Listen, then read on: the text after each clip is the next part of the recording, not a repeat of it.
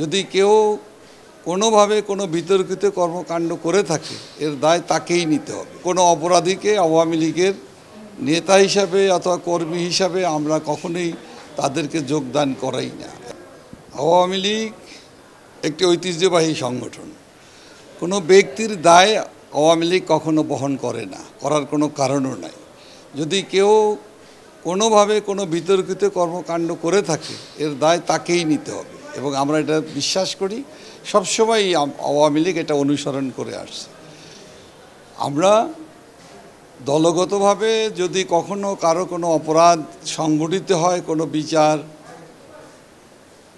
অথবা কোনো অপরাধ করে থাকে, এই ধরনের এক সকল ক্ষেত্রে আমরা তাৎক্ষণিকভাবে জানার সাথে সাথে তাদেরকে দল থেকে অব্যাহতি নতুবা বহিষ্কার করা হয়ে থাকে।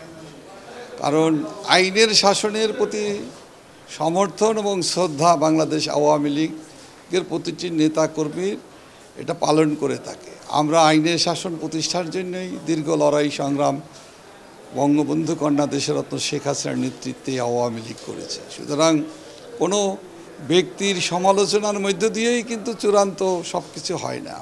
আমরা অপেক্ষা করব এবং সত্যিকার অর্থে যদি কেউ অপরাধী হয়ে থাকে এই অপরাধের দায় আমরা আওয়ামী লীগ কখনো নেই এবং কোনো অপরাধীকে আওয়ামী লীগের নেতা হিসাবে অথবা কর্মী হিসাবে আমরা কখনোই তাদেরকে যোগদান করাই না। এবং যদি কেউ কোথাও কোনো অপরাধ করে থাকে আইনের শাসন আছে, বিচার ব্যবস্থা আছে স্বাধীন, সেক্ষেত্রে তাকে তার যথোপযুক্ত শাস্তি তাকে পেতেই হবে, আমরা এটা বিশ্বাস করি।